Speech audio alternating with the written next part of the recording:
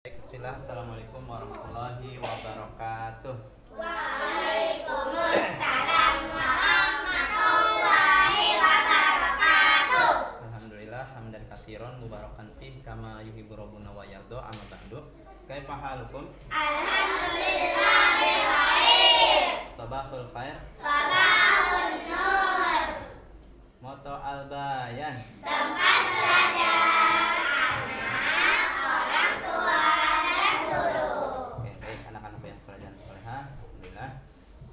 Sebelum kita melakukan aktivitas, mari kita bersyukur kepada Allah atas karunia dan segala nikmatnya yang begitu banyak yang tidak bisa kita hitung ya. Sebagaimana Allah juga pernah menyampaikan di Al-Quran. Gimana? Saya jadi lupa. Ya pokoknya intinya gini ya. Seandainya nikmat itu kita hitung, maka tidak akan mampu kita hitung. Walaupun kita menuliskannya, misalkan air laut semua itu dijadikan tinta untuk menuliskannya sampai kering pun itu nggak cukup. Iya, ada yang ngobrol. Kalau air danau? Apalagi danau sedikit. Air laut aja jadikan tinta untuk menulis semua kenikmatan yang Allah berikan, itu nggak akan cukup. Maksudnya nanti ditambahin kan? Emang Pak? Tetap nggak bakal cukup ya, saking banyaknya. Nah, mari kita syukuri ya nikmat itu. Kewajiban kita adalah mensyukurinya. Pak Guru, saya aja kalau misalkan mikir air laut ditulis itu mikir dulu Pak apa aja kenikmatannya. Mikir Iya. dulu. Ayo kita ucapkan alhamdulillah. Alhamdulillah. Berikutnya kita tidak lupa untuk bersalawat kepada Nabi Muhammad SAW. Allahumma sholli ala Muhammad wa ala ali Muhammad kama shallaita ala Ibrahim wa ala ali Ibrahim innaka Hamidum Majid. Dan tidak lupa pula juga kita berdoa untuk orang yang paling berjasa lagi ya selain Nabi Muhammad, yaitu adalah orang tua. Mari kita doakan mereka. Allahumma firli wali walidayya warhamhuma kama rabbayani shaghira. Baik anak-anak yang saleh dan salehah. Di hari Senin ini Bapak mau menyampaikan sebuah nasihat. Tolong dengarkan baik-baik ya. Dengarkan baik-baik, jangan ngobrol, jangan bercanda ya. Nasihat ini sangat penting sekali ya. Nasihat ini adalah bisa menyelamatkan kita dari bisa membuat kita selamat dunia dan akhirat. Bapak mau menyampaikan apa? Yaitu mengenai tingkatan ibadah atau tingkatan tertinggi di dalam Islam yang ketiga. Ada yang tahu nggak? Kalau tahu hebat sekali. Bapak mau menyampaikan apa? Kunci keselamatan dunia akhirat, yaitu yang pertama kan iman, yang kedua Islam, yang ketiga ihsan. Tingkatan ketiga itu ihsan. Bapak mau menyampaikan tentang ihsan. Apa itu ihsan? Ada yang tahu? Merasa dijaga sama Allah. Merasa dijaga sama Allah.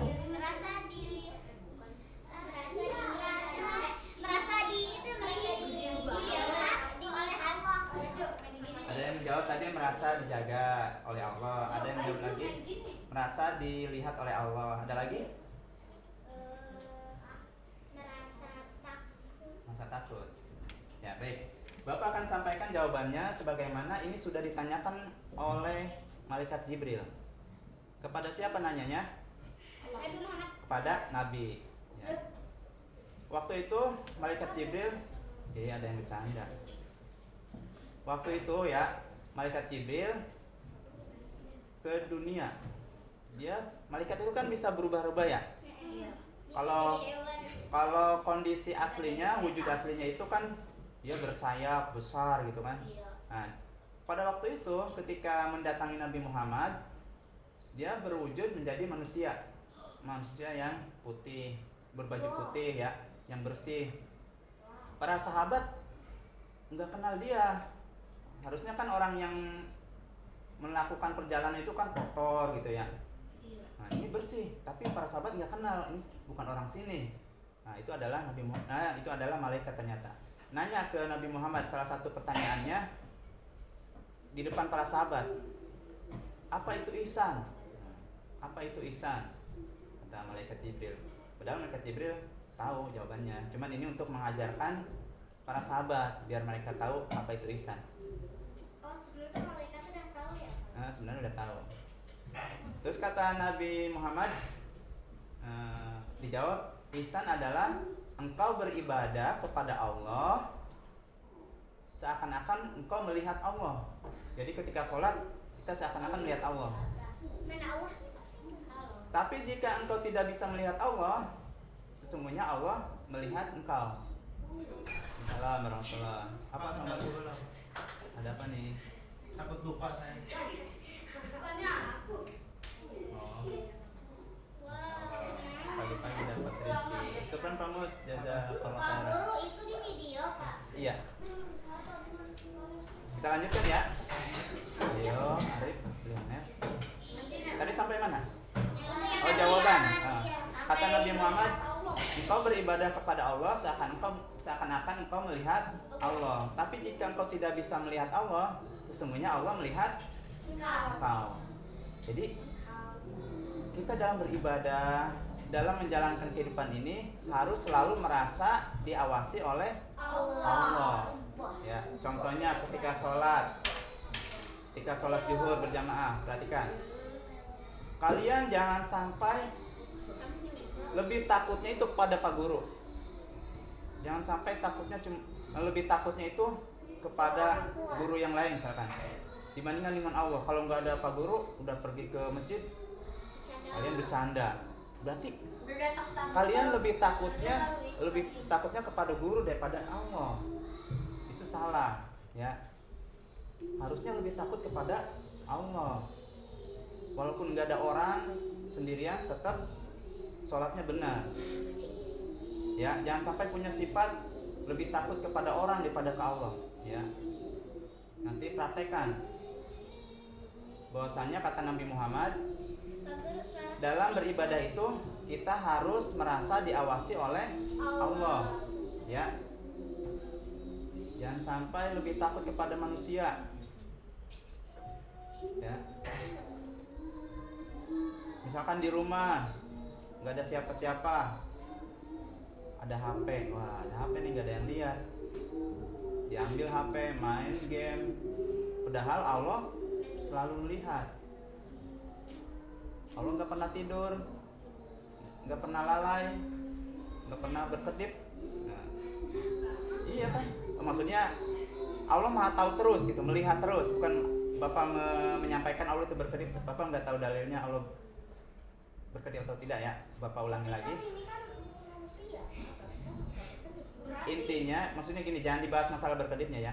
Intinya Allah itu selalu melihat kita, ya. Dalam kehidupan ini kita harus selalu merasa diawasi oleh Allah. Ya, Ikhwan, akhwat. Ketika sholat harus benar-benar, karena kita diawasi oleh Allah. Jangan bercanda, jangan main-main. Paham ya apa yang Bapak sampaikan hari ini? Apa coba? Nah, harus punya sifat ihsan. Apa itu ihsan? Nah, yang pertama, kita sholat itu, kita ibadah itu, kita hidup itu harus seakan-akan melihat Allah. Ya, wah ada Allah. Itu kan seakan-akan. Kalau kita nggak bisa punya sifat seperti itu, kita harus ingat bahwasannya Allah itu melihat kita. Itu yang harus terpikirkan, terngiang-ngiang dalam pikiran kita. Sifat ihsan. Kemanapun kita pergi, dimanapun kita berada, harus punya sifat ihsan. Ingat, harus dibawa ihsannya. Saya boleh nanya nggak, Kak? Ya, nanya apa? Cuman ini beda pertanyaannya. Oh, udah Bapak cukupkan dulu ya materi nasihatnya hari ini, yaitu tentang ihsan. Semoga bisa melaksanakan sifat tersebut, ya. Amin. Itu karena itu adalah kunci selamat dunia dan akhirat. Kalau nggak punya Maksudnya itu yang selamat dunia akhirat, Kalau nggak punya sifat ihsan, misalkan nggak ada orang nih, wah ada sepeda bagus nih, nah, kan dia nggak merasa diawasi oleh Allah kan, nah, diambil, tahu-tahu ketahuan, kamu nyuri sepeda, akhirnya ditangkap, berarti di dunia dimasukkan penjara atau dipukulin dulu mungkin, nah berarti dia nggak selamat di dunia. Ya, tapi ada kan yang selamat di dunia? Di dunia bisa selamat, tapi nanti di akhirat nggak bakalan selamat, pasti dihukum, pasti, karena Allah melihat, ada yang nyatet, siapa nyatet? Malaikat. Oke, di dunia selamat kamu, tunggu di akhirat. Pak Guru, kalau misal hati dia Pak. Makanya kalau pengen selamat dunia akhirat harus punya sifat ihsan. Ingat ya. Oke. Ya, itu ingat. Semoga kita diberikan kekuatan, taufik oleh Allah bisa melaksanakan sifat tersebut. Amin. Amin. Oke, sekian nasihat pagi ini, semoga bermanfaat. Barakallahu fikum.